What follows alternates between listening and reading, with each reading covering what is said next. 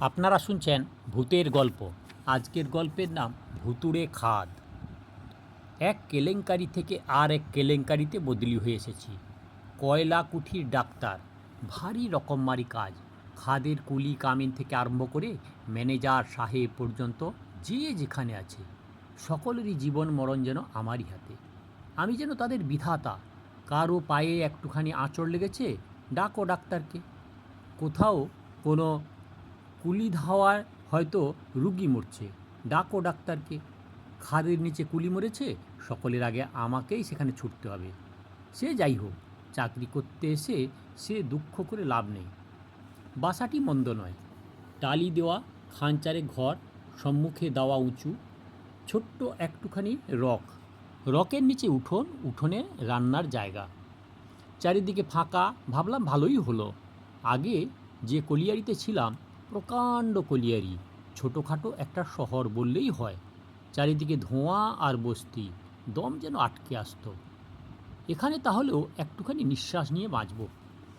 ম্যানেজারবাবু বাঙালি, বড় অমায়িক ভদ্রলোক। প্রথম এসেছি, তার সঙ্গে আলাপ পরিচয়টা জমিয়ে রাখা ভালো। বিকেলে বেড়াতে বেড়াতে সেদিন তার বাংলোর দিকে যাচ্ছিলাম। কালো রঙের ভুঁড়িওয়ালা বেটে এক ভদ্রলোক আমায় দেখে নমস্কার করে পথের মাঝে থমকে দাঁড়ালেন। গোঁফগুলো নিচের দিকে বেঁকে আছে। মুখের পানে একদৃষ্টে তাকিয়ে ভদ্রলোক জিজ্ঞেস করলেন, আপনি নতুন ডাক্তার না? আমি হেড ক্লার্ক। কী আর বলবো, ঘাড় নেড়ে একটুখানি হেসে নমস্কার করে এগিয়ে যাচ্ছি। তিনি এবার পিছু নিলেন, বললেন, চলুন তবে, ওই দিকে দিয়েই যাই, আপনার সঙ্গে গল্প করাও হবে। বলেই তিনি নিজের পরিচয় দিতে শুরু করলেন। এখানে 4টি চাকরি করেছেন, প্রায় 10 বছর, অথচ একটি দিনের জন্য তিনি কামাই করেননি। বাড়ি তার বেশি দূরে নয়, এখান থেকে মাইল খানেকের মধ্যে একটা গ্রামে। সন্ধ্যার আগেই রোজ তাকে বাড়ি পৌঁছতে হয়। কোনো কথাই তাকে আমি জিজ্ঞেস করিনি, তবু তিনি আমায় সাবধান করে দিলেন। বললেন, দেখুন, এখানকার নিয়মই হচ্ছে তাই। আপনিও যেন সন্ধ্যার পর আর বাসা থেকে বেরোবেন না। নতুন মানুষ, জানেন না তো, তাই সাবধান করে দিলাম। বললাম, কেন? বলতেই তার সেই কালো গোঁফের জঙ্গল ভেদ করে পানে রাঙা লাল লাল লাল কয়েকটি দাঁত বেরিয়ে পড়ল। বুঝলাম তিনি একটুখানি হাসলেন। বললেন, জিজ্ঞাসা করলাম, কিছু নেই, বড় ভীষণ জায়গা মশাই, আপনি ভূত বিশ্বাস করেন? বললাম, না, এই মরেছেন, চারিদিকে ভূত মশাই, ভূত। কলিয়ারিটা ভূতে ভূতে একেবারে ছেয়ে গেছে। সন্ধে হলে এই তল্লাটে আর জনমনীষী দেখতে পাবে না। খাদের নিচের দিকে বেলাতেই লোকজন নামতে ভয় করে। রাত্রে কাজ তো একরকম উঠেই গেছে। অন্ধকার রাত্রে একদিন দেখবেন কি ভীষণ ব্যাপার। ঘরে বসে হয়তো শুনতে পাবেন ইঞ্জিনের শব্দ হচ্ছে, কাজ চলছে, ঘন্টা বাজছে, ট্রাম লাইনের উপর ঘড়ঘড় ঘড় করে কয়লার গাড়ি ঠেলার শব্দ পাচ্ছেন। কিন্তু কাছে গিয়ে দেখুন সব চুপ, কেউ কোথাও নেই। সন্ধে হয়তো দেখবেন ডিপোয় কয়লার একটি গুঁড়ো পর্যন্ত নেই। সকালে গিয়ে দেখুন 4-5 ওয়াগন কয়লা গাদা হয়ে গেছে। বললাম, তাহলে তো ভালোই বলতে হবে, ভূতগুলো খুব উপকারী, বলুন। ভদ্রলোক আবার তেমনি দাঁত বের করে একবার হাসলেন। বললেন, তা বললে হবে কি, খুন যখন যে লেগেই আছে, এমন মাস গেল না যে খাদের নিচে 2-4টে খুন না হচ্ছে।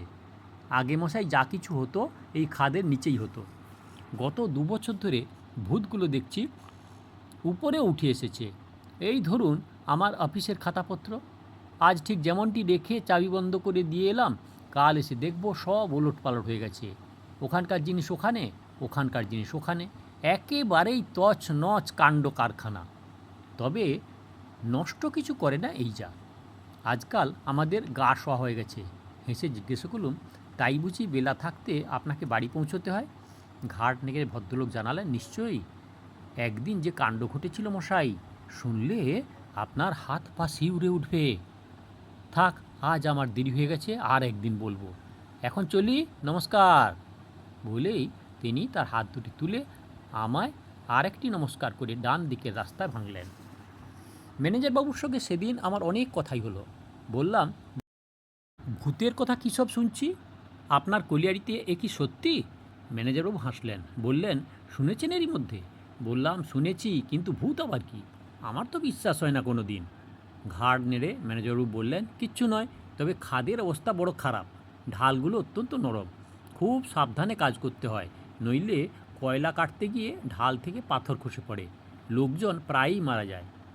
কিছুদিন আগে, না কিছুদিন আগে কেন, অনেক দিন আগে, আমি তখন এখানে ছিলাম না, সিপারাম নদীতে সেই বছর ভয়ানক বান হলো। বানের জল এত বেশি বেড়ে উঠে যে হঠাৎ একদিন দেখতে না দেখতে বান এসে পড়ল খাদের মুখে। খাদের পথে হুড়হুড় হুড়হুড় করে জল ঢুকতে থাকে। তাকে আর কে রুখবে? দিনের বেলা খাদের নিচে তখন কাজ চলছে, লোকগুলোকে বাঁচাবার অনেক চেষ্টা হয়েছিল, কিন্তু দুদিন ধরে ক্রমাগত জল ঢুকছে।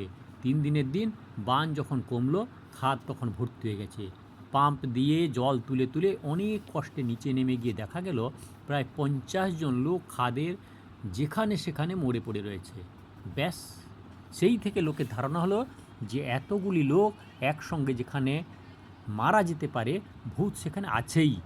এই বলে তিনি খুব জোরে জোরে হো হো হো করে হেসে উঠলেন। আমিও হাসলাম বটে, কিন্তু কেবলই আমার মনে হতে লাগলো, আহা, এতগুলো মানুষ কোন দিক থেকে কোনো সাহায্য না পেয়ে নিতান্ত অসহায়ের মতো হাহাকার করে জলে ডুবে মারা গেল। কারো হয়তো বুড়ো বাপ মা আছে খাদের উপরে কুলি ধাওয়ায়, কারো ছেলে, কারো মেয়ে, কারো স্ত্রী, কারো স্বামী পুত্র। আহা হা হা! চুপ করে ভাবতে গিয়ে আমার মুখের হাসি আমার মুখেই মিলিয়ে গেল। সে করুণ দৃশ্য যেন আমি আমার চোখের সামনে দেখতে পেলাম। গল্প করতে সন্ধে হলো। ম্যানেজার বাবুর চাকর আমাদের কাছে লণ্ঠন দিয়ে গেল। উঠতে যাচ্ছিলাম, তিনি বললেন, একটু চা খেয়ে যান। চা খেয়ে তার কাছ থেকে যখন বিদায় নিলাম, রাত্রি তখন 8টা। ম্যানেজারবাবু বললেন, আলো নিয়ে চাকরটা আপনাকে পৌঁছে দিয়ে আসুক। ভাবলাম তিনি ভেবেছেন হয়তো ভূতের ভয়ে রাস্তায় যদি আমার আবার কিছু বিপদ আপদ হয়। হেসে বললাম, না না না, কিছু দরকার নেই, ভূতের ভয় আমি করি না।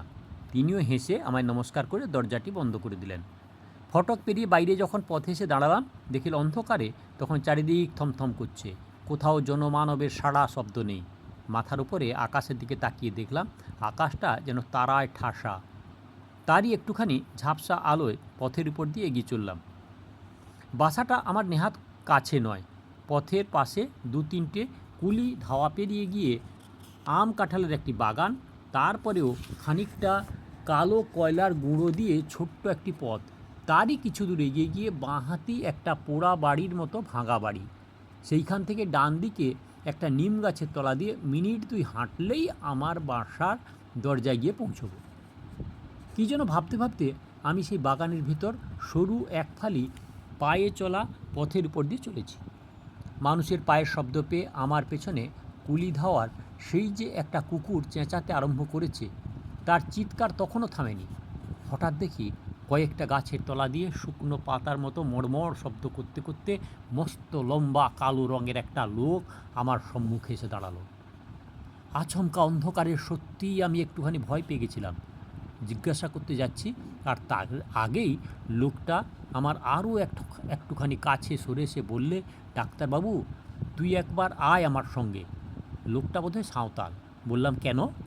সে বললে, ছেলেটাকে আমার বাঁচাতে হবে ডাক্তার, তুই যদি না যাবি তো ছেলেটা মরে যাবে, তুই আয়। কী হয়েছে তোর ছেলের? বললে, তা জানি না বাবু, তুই দেখবি চল, আবার তোকে আমি ঘরের কাছে দাঁড়াই দিয়ে যাব। গলার আওয়াজ শুনে মনে হলো লোকটা এক্ষুনি হয়তো কেঁদে ফেলবে। আমি আর না বলতে পারলাম না, বললাম, চলো। বাগান পেরিয়ে আমরা আর একটা রাস্তা ধরলাম। সে আমার আগে আগে চলতে লাগলো। জিজ্ঞাসা করলাম, তোর নাম কি? বললে, আমার নাম টুইলা মাঝি। বললাম, কত দূর যেতে হবে?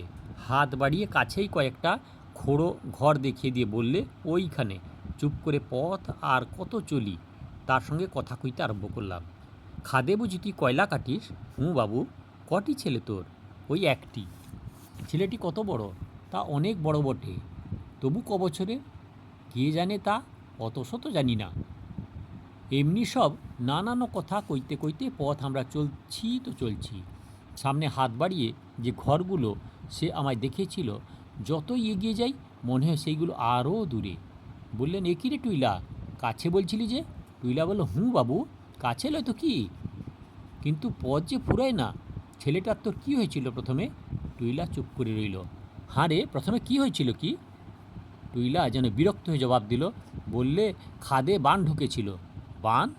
হঠাৎ আমার ম্যানেজারবাবু সেই বানের কথা মনে পড়ল। বললাম, কখন রে? সে তো অনেক দিন। টুইরা বললে, অনেক দিন। বললাম, তারপর? তারপর আমরা তো অনেক লোক ছিলাম খাদের ভিতরে, কয়লা কাটছিলাম। বললাম, সেখান থেকে কেউ তো বাঁচেনি শুনলাম, তুই বাঁচলি কেমন করে? টুইলা আর জবাব দেয় না। এবার আমার কেমন যেন মনে হলো। বললাম, হাঁরে টুইলা, শুনছি নাকি এখানে খুব ভূতের ভয়, সত্যি নাকি? হঠাৎ দেখি টুইলা নেই। অন্ধকারে ভাবলাম কালো মানুষ হয়তো খানিকটা এগিয়ে গেছে, তাই দেখতে পাচ্ছি না। ডাকলুম, টুইলা, কোথায় টুইলা? এদিক ওদিক আগে পিছে তাকিয়ে দেখি টুইলা কোথাও নেই। চারিদিকে দিক চিহ্নহীন অন্ধকার আর ঝিঝি পোকার ডাক। মাথার ভিতরটা ছনছন করে উঠল। সমস্ত শরীরের রক্ত তখন আমার জল হয়ে গেছে। পেছন ফিরে ছুটবার চেষ্টা করলাম, কিন্তু ছুটে আমি যাব কোথায়? চিৎকার করলেই বা কে শুনবে? ভাবলাম মৃত্যু অনিবার্য। চলতে গিয়ে দেখে পা দুটো আড়ষ্ট, গলাটা যেন শুকিয়ে কাঠ হয়ে গেছে। কোন দিক দিয়ে কেমন করে কতক্ষণ চলছে কিছুই আমার মনে নেই। রাত্রির অন্ধকারটা কেটে গিয়ে চারদিক যখন ফর্সা হচ্ছে দেখি তখনও আমি পথ চলছি। শরীরে তখন আমার শক্তি নেই, পায়ে জোর নেই, নিতান্ত কেমন যেন মরিনি বলেই বেঁচে আছি এমনি আমার মনে হতে লাগলো। দূরে কতগুলো লোক আসছে দেখে সেইখানে সেই পথের ধারেই আমি বসে পড়লাম। কিন্তু কাউকে যার বিশ্বাস হয় না। এবারও ভূত নয় তো? প্রভাতের আলোয় দেখলাম কয়েকজন কুলি তাদের ঝোড়া গাঁইতি কাঁধে নিয়ে কুঠিতে বোধহয় কাজ করতে চলছে। জিজ্ঞাসা করলাম, হাঁরে ডোমরনা কোন দিকে? একজন বলল, সে হেথা কোথা বাবু? ওই যে চিমনি দেখছিস, ওইখানে। সর্বনাশ! উঠে দাঁড়ালাম। প্রায় 30 মাইল হেঁটে একেবারে ক্লান্ত পরিশ্রান্ত আধা মরা হয়ে বাসায় যখন ফিরলাম দেখি বাড়িতে তখন কান্নাকাটি পড়ে গেছে। মেয়ে ছেলে এমনকি চাকরটা পর্যন্ত সারা রাত্রি ঘুমোয়নি। অপরিচিত জায়গা, কাকেই বা কী বলবে? ভগবানের উপর নির্ভর করে সবাই তখন হাঁ করে পথের পানে চেয়ে আছে। পাছে ওরা ভয় পায় ভেবে কাউকে কিছুই বলিনি। বললাম, মরণাপন্ন একটি রোগীর কাছে সারা রাত আমায় জাগতে হয়েছে। সকালেই সেখান থেকে আমায় বদলি করবার জন্য কোম্পানির হেড অফিসে দরখাস্ত করে জবাবের আশায় বসে আছি। এমন দিনে আবার আর এক দুর্ঘটনা। রাত্রি তখন প্রায় 1টা। ম্যানেজারের কাছের থেকে ডাক এলো, খাদের নিচে লোক মরেছে, আমায় যেতে হবে। বলে পাঠালাম, যাওয়ার আমার পক্ষে অসম্ভব। ম্যানেজারবাবুকে দয়া করে এখানে একবার আসতে বলো। আলো হাতে 2জন চাপরাশিকে সঙ্গে নিয়ে ম্যানেজারবাবু নিজেই এলেন। হাসতে হাসতে বললেন, ভূতের ভয় বুঝি? সেদিনের সেই টুইলার কথাটা আমি তাকে বলিনি, লজ্জায় বলতে পারিনি। বললাম, না তা নয়, খাদের নিচে রাত্রে তো এখানে কাজ কেউ করে না, তবে মরলো কেমন করে? ম্যানেজার বললেন, কিছু কয়লার দরকার ছিল, তাই ডবল হাজিরি দিয়ে মদ খাইয়ে নামিয়েছিলাম। পুলিশে খবর পাঠিয়েছে, তার আগে চলুন একবার দেখে আসতে হবে। অনেক লোকজন সঙ্গে নিয়ে ভয়ে ভয়ে খাদে গিয়ে নামলাম। কিন্তু অবাক কাণ্ড, কয়লা কাটা হচ্ছিল 7 নম্বর কাঁথির মুখে। সেইখানেই কয়লার চাবড়া মাথায় পড়ে লোকটা মরেছে। মরবার পর মৃতদেহ সেইখানেই ফেলে রেখে লোকজন উপরে উঠে এসেছিল। ফিরে এসে দেখা গেল মৃতদেহ সেখানে নেই। মাল কাটার সর্দারকে সঙ্গে নিয়ে প্রচুর আলো এবং লোকজনের সঙ্গে আমরা মৃতদেহের সন্ধান করতে লাগলাম। প্রায় ঘণ্টাখানেক খোঁজাখুঁজির পর দেখা গেল তার সেই রক্তাক্ত মৃতদেহ পড়ে আছে প্রকাণ্ড একটা ফাঁকের মাঝখানে। সেখানে যাওয়ার কোনো সম্ভাবনাই নেই। মৃতদেহটাকে সেখান থেকে টেনে এনে আবার সেই 7 নম্বর কাঁথির কাছে রেখে দিয়ে আমরা তো উপরে উঠে এলাম। পুলিশ না আসা পর্যন্ত মৃতদেহ উপরে তোলবার উপায় নেই। অথচ প্রচুর পুরস্কারের লোভেও কেউ সেখানে মরা আগলে থাকতে রাজি হলো না। ম্যানেজারবাবু নিজে আমায় বাসায় পৌঁছে দিয়ে গেলেন। পুলিশ এলে আমাদের খাতে নামতে হবে। রাত্রি তখন ঠিক কত মনে নেই। পুলিশ এসেছে। আবার আমরা খাদের নিচে গেলাম। এবার আমাদের সঙ্গে আর বেশি লোক গেল না, যেতে চাইল না। ম্যানেজারবাবু হেসে বললেন, পুলিশ যাচ্ছে আমাদের সঙ্গে, আর ভাবনা কি? ভূতেরও তো পুলিশের ভয় আছে। ম্লান হাসি হেসে নেমে তো গেলাম, যা থাকে কপালে। একে রাত্রির অন্ধকার, তার উপর আবার কালো কয়লার সেই পাতালপুরি, চারদিক কালো। তবে আমাদের সঙ্গে আলো ছিল প্রচুর। প্রত্যেকের হাতেই একটি করে সেফটি ল্যাম্প। পুলিশের ইন্সপেক্টরের হাতে টর্চ। আগে আগে যাচ্ছে মাল কাটার সর্দার, কিন্তু গিয়ে দেখি অবাক কাণ্ড, মৃতদেহ সেখানে নেই। খালি খানিকটা রক্তের দাগ কালো কয়লার উপর জমাট বেঁধে রয়েছে দেখলাম। এ ওর মুখ চাওয়াচাই করে দাঁড়িয়ে আছে, কারও মুখে কোনো কথা নেই। চারদিক নিস্তব্ধ। খাদের ঢাল থেকে কোথাও বা খুটখুট করে ছোট ছোট কয়লার টুকরো খসে পড়ছে, কোথাও বা টুপটুপ করে জল পড়ার শব্দ পাচ্ছি। কি করা যায়? ইন্সপেক্টর বাবু বললেন, আসুন এদিক ওদিক খোঁজ করে দেখি। আমার বিশ্বাস হচ্ছে না।